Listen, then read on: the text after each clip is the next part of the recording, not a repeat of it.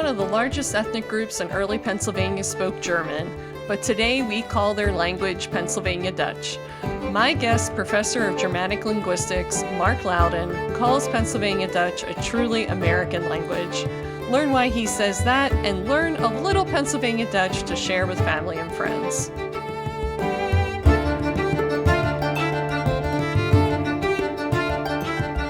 Today we have an authority in the Pennsylvania Dutch language, which I am not an authority of the Pennsylvania Dutch language. I just get to participate in it in a very slight way, being that I live in Pennsylvania.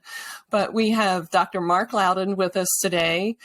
He has, I think, one of the longest titles I've ever seen for a professor. He is the professor of Alfred L. Shoemaker, J. William Fry, and Don Yoder Professor of Germanic Linguistics. I pronounce things funny. I get that criticism all the time. So, and you're a linguist, so you're going to not have fun with me with this. But he wrote a book about the Pennsylvania Dutch being an American language. And I completely agree with this. I think it's an underrated part of American history in general, and definitely a huge part of Pennsylvania history. So welcome, Mark, to the podcast. And please tell us a little bit about your book and how you got interested in the Pennsylvania Dutch language. Sure. Thank you, Denise, so much for the invitation to be here. And even though I'm not from Pennsylvania, I spent a lot of time in Pennsylvania, and I'm always excited to be able to get back. Most of the time when I'm there, I'm typically in the Lancaster area, fly into Harrisburg and spend a lot of time in Lancaster. So I'm excited to join you today. So yeah, my book appeared 7 years ago. It was in 2016. I'd been working on it for in some ways decades. It really is a kind of comprehensive history of the Pennsylvania Dutch language. And the title is Pennsylvania Dutch, the Story of an American Language. And even just the title itself was chosen very, very specifically because one could have said Pennsylvania German, right, rather than Pennsylvania Dutch. And we'll start with that part, because a lot of people would say, oh, Pennsylvania Dutch. Well, it has no connection to the Netherlands or Holland Dutch or whatever. So that's a misnomer. And there's a very, very widespread urban legend out there that says that Dutch is a mistranslation of the German word Deutsch, right? So that there's this kind of mythical impression that people have that German-speaking immigrants arrived in colonial Pennsylvania and were met by English speakers who asked them, probably as they were getting off the boat, like, who are you? What do you speak? And they say Deutsch, which is the Pennsylvania Dutch word for Deutsch, German. And then they say, it's Dutch. And that's completely false. If you go back and you look in a dictionary, even just the Oxford English Dictionary, which is the standard reference work, accessible online today, look up the word Dutch, right? And the first definition that's given is German, of or pertaining to the people of Germany. Archaic today, but used in some parts of the United States. It sort of fits perfectly. The word Dutch in English was used by people living in the British Isles to describe the sort of a typical kind of British thing of not having a lot of sophisticated understanding of the differences among people that live in continental Europe, but to describe what we would say is the speakers of Germanic languages who lived in what we would say is Western and Central Europe. So not Scandinavia, but in the places like, for example, the Netherlands and Belgium and Germany and Austria and Switzerland today. The term that they used was simply Dutch, right?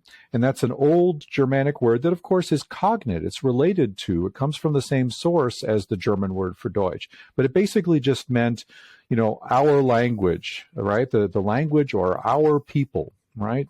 To use by Germanic speaking peoples. And to make things a little bit more kind of fine-grained, British would refer to those people that we would say that spoke German or Dutch living in the northern areas where the elevation is relatively low, right? The landscape is flat. They were called the Low Dutch, right? So the term in English, Low Dutch, was used to describe what we would say today is the Dutch language or the Netherlandic language, as well as the German dialects that are still to this day spoken in northern Germany, which is referred to as Low German. So if you think about it, Netherlands, lowlands, low elevation, look at a topographical map of that part of Europe, and it's quite flat, right? Mm. And then as you move farther south in what we'd say is Germanic Central Europe, going into places like Bavaria and Austria and Switzerland, where the landscape is alpine, right? That was referred to as the High Dutch.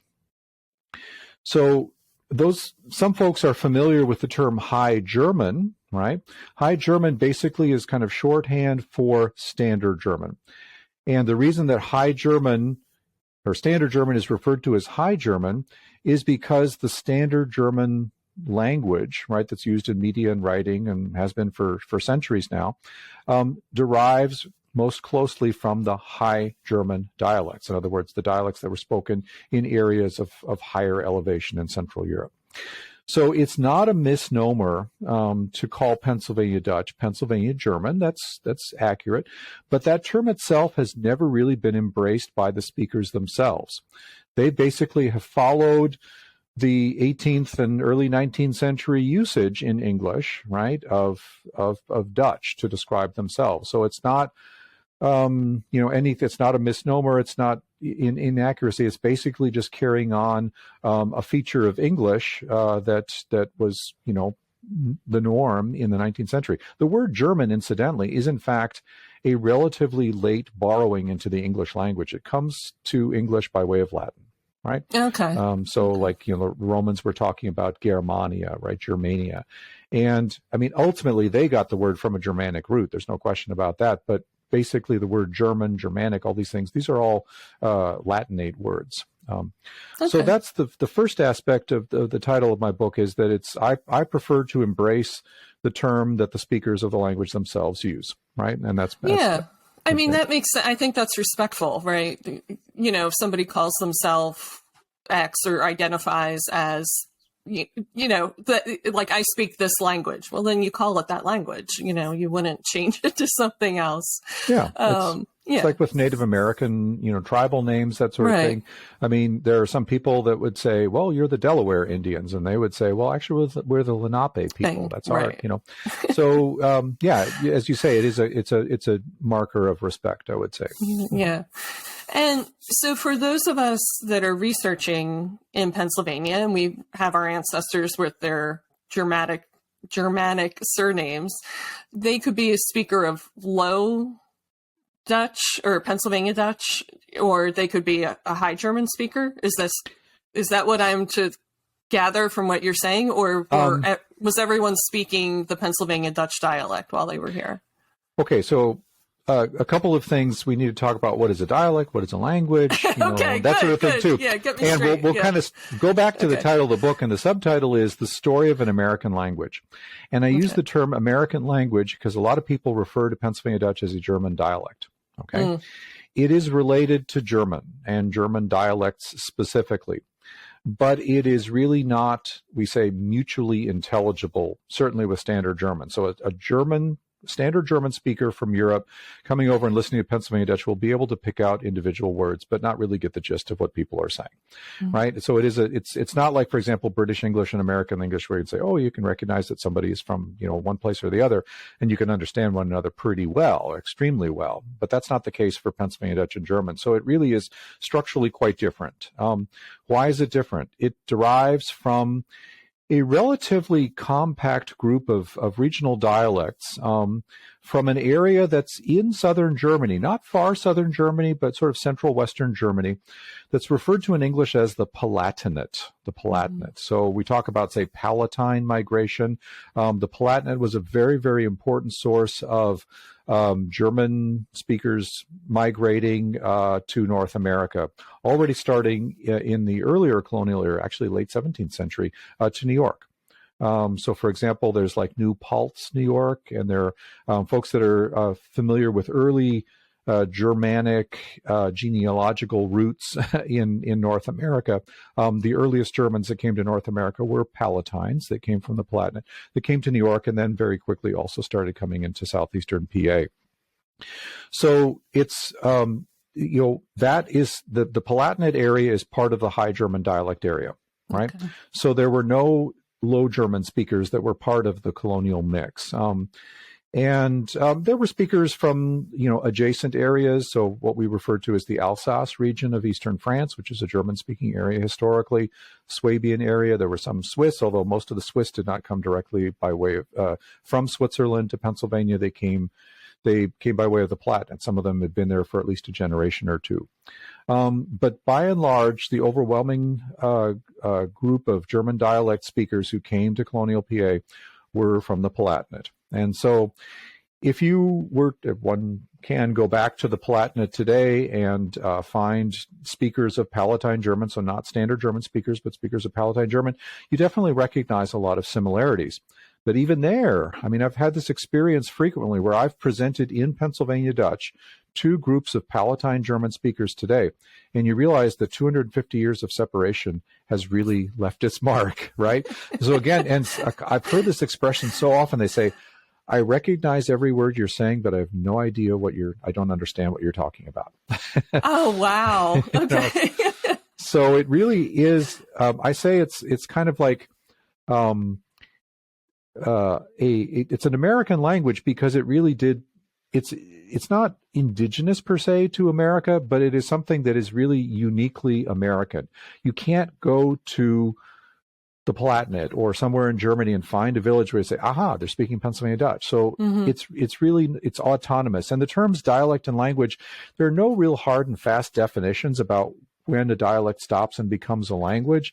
But one sort of, I think, a couple of good criteria are, first, can people of these two so-called dialects or languages understand one another? Well, if not, they're probably two separate languages.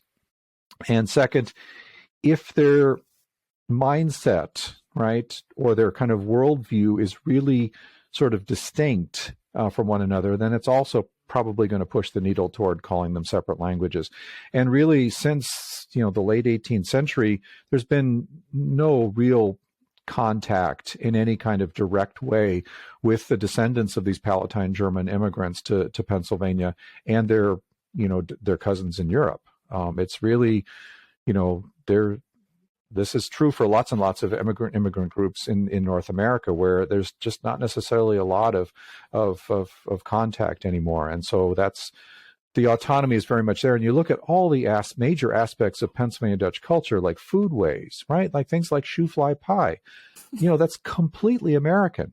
Now, yeah, there are some, everything is hybrid in the United States, right? In the same way that African American culture is not just simply transplanted West African cultures, right? It represents some things that are carried over from Africa, some things that are taken from, say, Euro-American cultures, some things from Native American cultures, but then the blend is unique, right?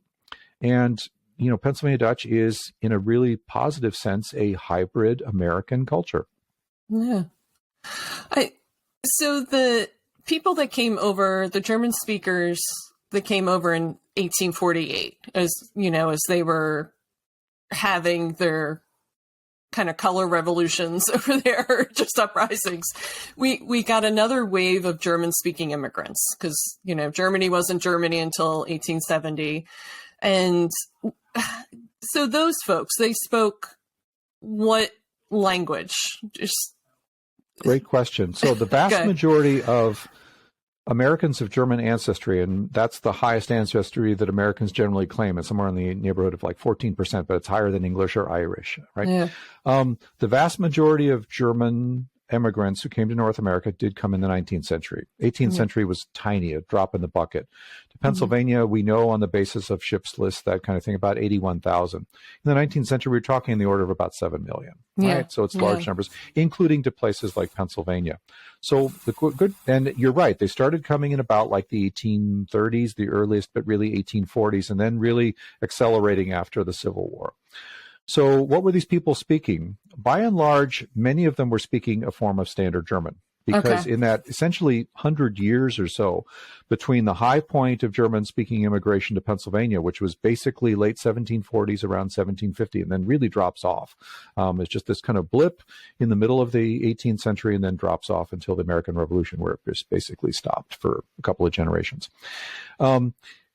in that 100 years, Standard German went from being a language that if you knew it, you only wrote or read or wrote it or recited it or sang it or something like that, to being a language that a variety that was actually being spoken, we'd say oralized. And so a lot of and many of the 19th century German immigrants were a little bit more urbane. They had experienced the Enlightenment, those who had experienced, as you mentioned, the revolutions of 1848. There was a stronger sense of kind of nationalism and identity, things like the literature of Schiller and Goethe, right? The compositions of Beethoven and Bach and that sort of thing. That was completely foreign to the old stock German Americans, the Pennsylvania Dutch. And in a very, very sort of practical level, when German speakers were emigrating to North America in the 19th century, if they were interested in farming, right, if they were looking to settle in rural areas as farmers or craftspeople, they weren't settling in southeastern Pennsylvania anymore, simply because that rural land was taken up. They went to the frontier, which in the 19th century was gradually moving into the Midwest. And you can just sort of follow it also with statehood. So it's like Ohio, Indiana, Illinois, Michigan, Wisconsin, and so forth, right? And so the German speakers that settled in Pennsylvania, I mean, there's some that were moved into rural areas, but by and large, they were a fairly urban population. So they were setting in places, cities. So it's like, Lancaster and Philly and Harrisburg and Allentown and Reading and so forth.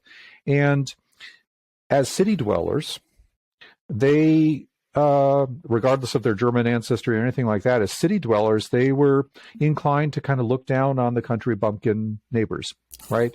And especially they were saying it's like what they speak is not German, right? And so there was this emerging kind of, we'd say, language ideology whereby spoken standard German was kind of put on a pedestal, and anything that sort of fell short of that, which definitely regional dialects would, or things that are, they're closely related to regional dialects like Pennsylvania Dutch, that they didn't, it was not there weren't really sort of positive ties there. And so there was a word in Pennsylvania Dutch that developed to describe these later German immigrants, and it's the Deutschländer, which basically means the people that are coming from Germany. And wir sind Deutsch, we are Deutsch, but Deutschländer are these kind of Germany folks, and they're different. I mean, they're kind of like us, but they're really not on our wavelength. I love it. So that time period really made for two distinct peoples. So as genealogists, family historians, we need to realize that these are not interchangeable groups. And even if you have people with a same surname or similar surnames, they're different. They don't really know each other. They might as well be from a completely different part of the world because they were. That's interesting. That's really interesting. And I don't think people realize, at least for myself, I know I don't realize, I have to get conscious of it, the time span, like when you said 100 years, it's like, we tend to collapse a lot of American history together, just squash it. And it's like, no, 100 years passed. That's like 3 or 4 generations. And, how many people know their 4th generation ancestor? You don't. Like, a lot of people don't. That person wasn't alive. You didn't have a conversation with them. And even if you did, you were a kid. You didn't, you don't remember it. That's really fascinating. I do have a question about this Pennsylvania Dutch, because we always associate it with the Amish and the Old Order Mennonites. Mm-hmm. And so is that the only place it was when in the 18th century, or it was it was spread beyond that? So maybe the Reformed religion, folks with the Reformed religion, and were the Scots-Irish speaking Pennsylvania Dutch? Great questions. Okay. Well, we're as genealogists, family historians of Pennsylvania, immigration historians, we're in a really good position about knowing pretty precisely how many people came and when on the basis of immigration records from the 18th century. As I say, the kind of important number is about 81,000. Somewhere in the order of 95% of those 81,000, we could say the founder population of Pennsylvania Dutch, were members of Lutheran and German Reformed churches. Okay. So overwhelmingly members of Protestant churches. So, for example, I'm Mennonite, and Mennonite, Amish, our churches are technically not Protestant, right? As Anabaptists, we're kind of one step removed from mainstream Protestantism, which would include like Lutheranism and the Reformed Church. But the vast majority on the order of 95% of the early Pennsylvania Dutch population was Protestant, and the remaining 5% were members of the smaller Anabaptist and also Pietist sects, of whom the Mennonites were the most numerous. Amish were just a tiny drop in the bucket, is somewhere like maybe at most 500 immigrants out of those 81,000 that came. Then you have smaller groups like the Schwenkfelders and the Moravians, right? They were also coming in that era. Already in the 18th and 19th century, there were terms that were used to describe the Protestants versus the Anabaptists and the Pietists. And the term that still endures to this day is that to describe the larger group is the so-called church people. Not because they went to church, and everybody went to church in those days, but because they met in church buildings. Right. Okay. And actually one interesting legacy of the sort of that kind of Protestant majority was the so-called union churches that you still find in rural Pennsylvania. Mm-hmm. Those are churches, there were church buildings that were shared, and to this day, to a certain extent, still, by Lutheran and now UCC German Reformed congregations. And so there was a lot of contact, but even across, and so the smaller group they're referred to as the sect people. Or now today more of the plain people, right? Also the term the fancy Dutch versus the plain Dutch, right? Because of plain dress and that sort of thing that sort of stuck. Right. Into the 20th century, the church people or the fancy Dutch were the majority of Pennsylvania Dutch speakers. It really is only mid 20th century that this originally very, very small subgroup of the most traditional Anabaptists, for the most part, so it's Old Order Mennonites and Old Order Amish, have really risen to become the now it's sort of inverse. It's something like probably between 95 and 97% of the active speakers of Pennsylvania Dutch are members of the Old Orders. Even among more we'd say so-called modern Mennonite groups, those that have shifted away from using German as their main language of worship in church, they've also moved away from using Pennsylvania Dutch as an active language. So it's really the most traditional on the spectrum of Anabaptist churches, the Pennsylvania Dutch who spoke Pennsylvania Dutch. That's the Old Orders. They're the ones that speak it today. So it makes perfect sense when people think of Pennsylvania Dutch, they think of Amish, Pennsylvania Dutch. It's all kind of interchangeable with one another. That's great. So I want to take a little bit of a turn now because you're fluent in Pennsylvania Dutch. I am barely fluent in English. So, so what's something in Pennsylvania Dutch that people ask you to say often? Like maybe give us a greeting. Like if we were going to get a time machine and go back and greet our Pennsylvania ancestors, how would we have greeted them in Pennsylvania Dutch? Okay, you would, a lot of greetings actually came from English originally. You could say, like, for example, hello, wie bist du, right? Hello, how are you? And wie bist du, it's a great example. It's the way that you can shorten it to say wie bist, use it today. This is something that's been around since really the beginning of Pennsylvania Dutch. Every single one of those three words, wie bist du, means literally how are you, are German-derived words. And yet, if you go to Germany, you could not ask somebody, say, wie bist du, and it would make sense, because that's a direct translation from English, right? Okay. So even though I could use a word like hello, which is taken directly from English. I could say something like gute Maria, which is good morning. You can say that too, right? There's no real word for saying like good day. You say gute Maria, right? Or gute Uet. But wie bist du is the most common form of greeting, like how are you? And that is, even though it's wearing German clothes, it's on a model that is formed by English. And the answer would be, ich bin ziemlich gut, right? I am pretty good. If you're responding positively. And that's also what we say a loan translation from English. If you were to say, ich bin ziemlich gut in German, that would mean like, morally, I'm an upright person. I'm a good person, rather than like, it is going well for me right now. Oh, wow. Okay. So I always thought this was a fun one because I think my great-grandmother, her surname was Heberling, but I don't know that she was necessarily fluent in Pennsylvania Dutch, but there were certain words that she use. So one of them, she would accuse us kids of rutching around, which, stop rutching, which, stop wiggling and squirming, which is such a, that's a Pennsylvania word. It's such a Pennsylvania word, and it's so ingrained, and like, I don't understand why everyone's not using it. It's a great word. What's some other words that families used in terms of referring to kids or relatives? Like, because maybe as genealogists, we might see these in documents or maybe just be able to humanize our ancestors, bring them to life a little bit.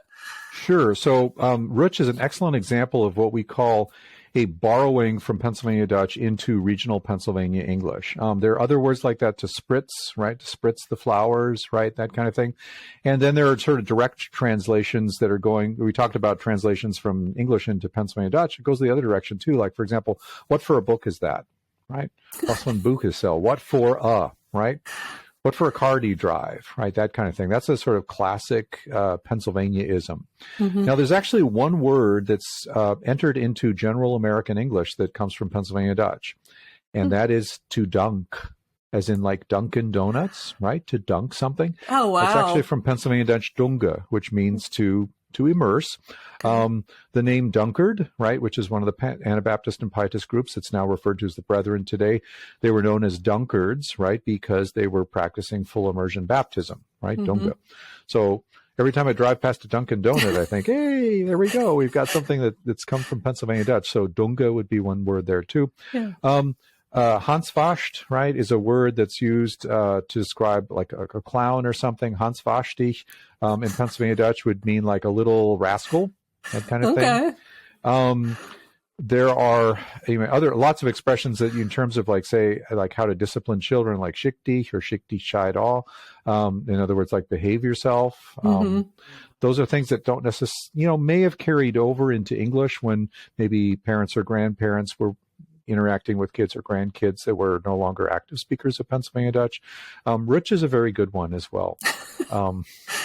It's my favorite. I didn't even realize it was a Pennsylvania Dutch word. I just thought it was English. I mean, it is English to me. Yeah. So another example like that is words that come from Yiddish into English. So like schlep. That's a great word, right? You really, the same way with rutsch, there's really no equivalent in English to sort of describe that, to slide, move around or something. Rutsch just, you kind of express, and it's the same thing with schlep, right? Yeah. Schlep originally meant to drag. And now it mean to drag, but mm-hmm. it also means like to drag around, to mm-hmm. be sort of, delayed in something like that. And that, entered, not surprisingly, American English by way of New York English, where there was a large concentration of Yiddish speakers. And now I've got students in the Midwest who, have no connection to New York whatsoever and say schlep. Schlep. Yeah, that's great. So the other question I wanted to ask you was around nicknames. And I don't know if you can talk about this, but I get the sense that our ancestors in Pennsylvania had a lot of nicknames for each other, because there's no way when you had, 6 Johns in a family and 2 Henrys and, that you called people by that formal name, that they had for their first name. They must have used nicknames for each other. And I've seen some, there's a YouTube channel with a couple Pennsylvania Dutch guys where they go through the nicknames that they have for each other. And they're not exactly complimentary. I mean, they're calling each other, fat, lazy, slow. Some of them are more complimentary, like, fast or smart, the equivalent in Pennsylvania Dutch. So this nicknaming of people, I'm assuming this was common, or? Yeah. Yes, it was definitely common, not just among Pennsylvania Dutch, but sort of, in the general American population, and really Europeans the same way. It's just people just kind of worked within a very, very limited number of proper names for kids, right? It was just the idea of like being, thinking of something that is, unique or whatever, that was just not on the radar of people naming their children. They basically named their children for other relatives, members of the community. It was all about sort of conformity rather than doing something creative or new. And that's a very different kind of value in how we name our kids today, or in some cases. I mean, we sort of mark tradition. Some of the classic names are coming back, but So it was always necessary to use nicknames. And there are a couple of ways of doing it. Some of them are complimentary. Some of them are sort of lighthearted. Some of the negative ones are a little bit there too.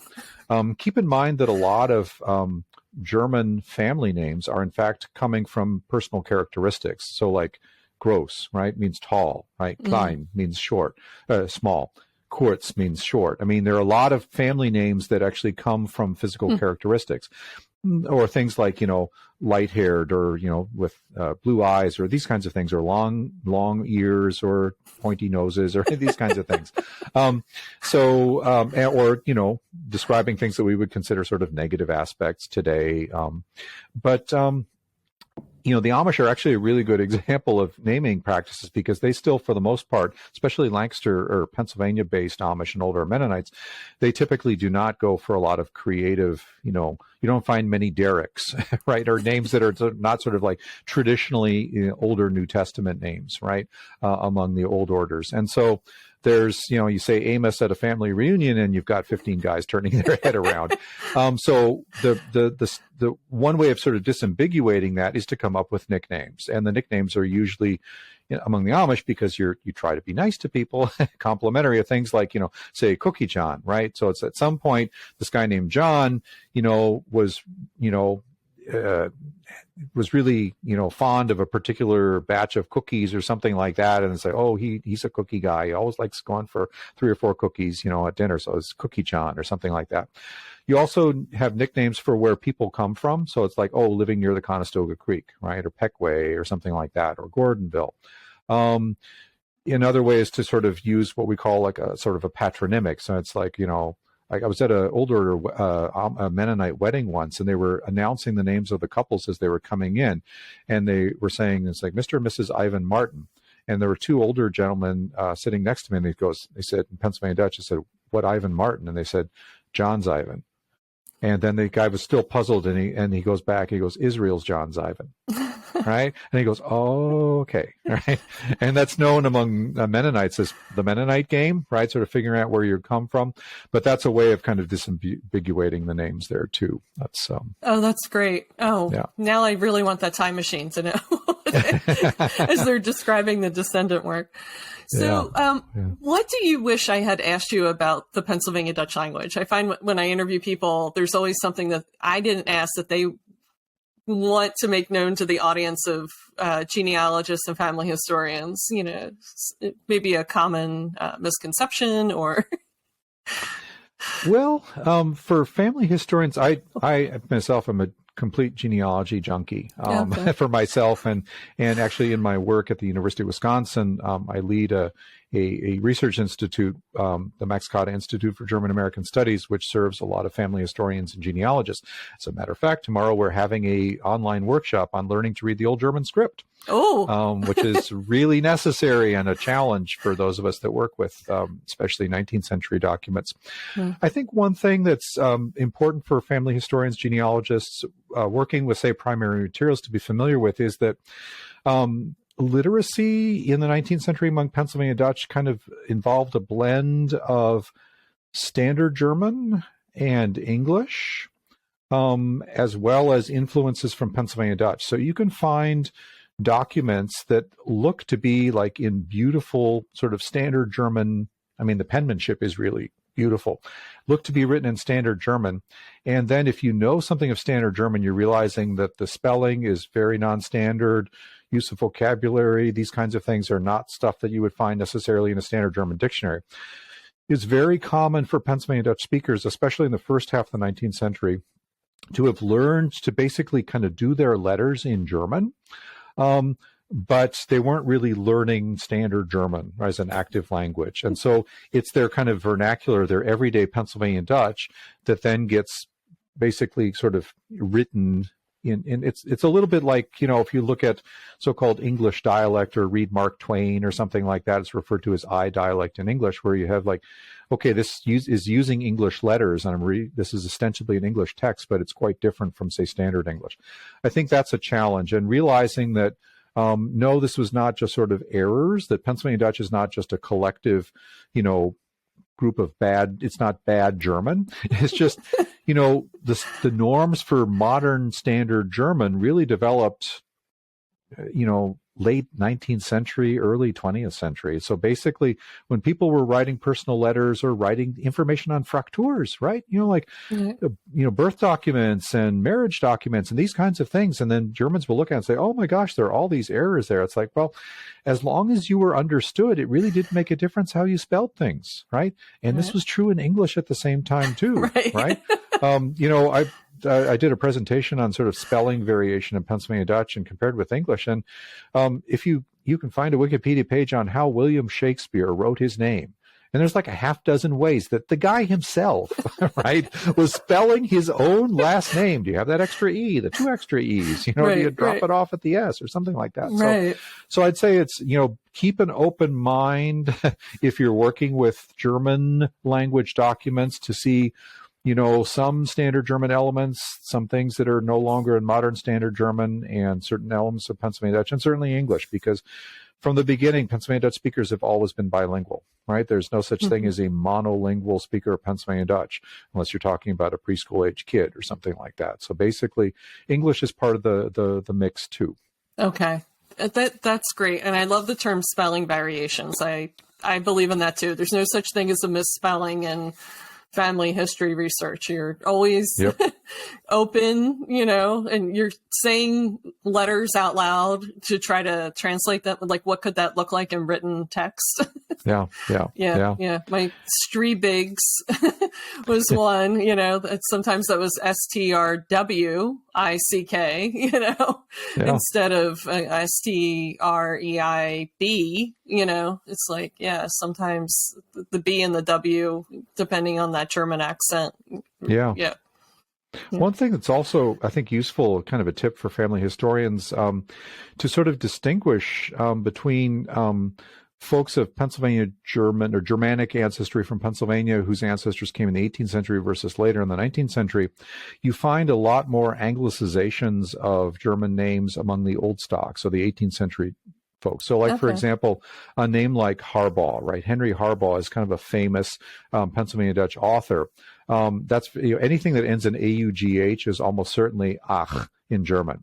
And his family name was Herbach, right? It was originally Swiss by way of the Palatinate and that kind of thing. And it's very interesting because here I'm in the Midwest. It's a very, very Germanic place, right? 40% of the population of Wisconsin, where I live now, is of German ancestry. And you find very, very few Anglicizations. So like Schmidt becoming Smith, right? But that's much more common among folks whose German ancestry goes back to the 18th century. So if you see a name that is still very clearly German-like, German-looking, and hasn't really been Anglicized in a way, that's probably an indication that that name was from a 19th century immigrant rather than an 18th century immigrant. Yeah. My Strebigs were, they came in 1845. My Heberlings came 18th century. I mean, they were early. I haven't quite tracked them down yet. It would have been helpful if they owned some land. The records, are hard to come by if you don't have something to pass on there, and you don't have a church record. It really, then you're hoping they committed a crime. Then you're going into court that you records. Can find something exactly. Or in historical newspapers. I mean, digitized newspapers. We even have, 18th century newspapers from Pennsylvania that are German language newspapers that are digitized and OCR readable too, right? So for my book, I actually relied quite a bit on digitized materials, newspapers and, Chronicling America and obviously newspapers.com through Ancestry. These are just, amazing resources for family historians. Yeah, it's wonderful to be able to look at that image. I always love just zooming in, zooming out. You can annotate it. It's all the things you can't do with original documents. It's like when an archive even lets me take a photo versus making a photocopy, I'm just so thankful. I get the full color. I can see all the little marks around the edge. It's so nice. You're right. The ability to zoom in, right, with these digital images, it's like, if we've got the image, we don't need to be sitting in the archive or in the historical societies. We can, if it's high enough resolution, we can see things that are just not really visible if we just have the book or the paper in front of us. And I don't know if you're aware, but a lot lot of genealogical proof now is based on signatures. They'll take signatures and take the digital image and, stack them on top of each other to compare that this person that was in this time and place was in this other time and place also, because the signatures match. And you can't do that with original documents. You need that image to show to people, hey, here's, inside of all these other facts I know about these people, this is obviously the same man. It's usually a man. There's not a lot of women signing documents, across sometimes in places, but it's fantastic. It's a fantastic, the development of genealogy and digitization to help us and everything. But I did want to thank you for being on the podcast and really helping family historians, genealogists understand their past here in Pennsylvania, because we can't go up to modern day Pennsylvania Dutch speakers and say, what's your history? It takes someone from stepping a little bit outside of it to be able to describe it, because we don't know the water that we swim in, as individuals. So thank you for doing that work and recording it. And I really hope people buy your book. I'm going to link to your website too. You have a ton of articles on there and your appearances where you've shared so generously about the Pennsylvania Dutch and their language and the people. So thank you so much. You're welcome. Thank you for the invitation.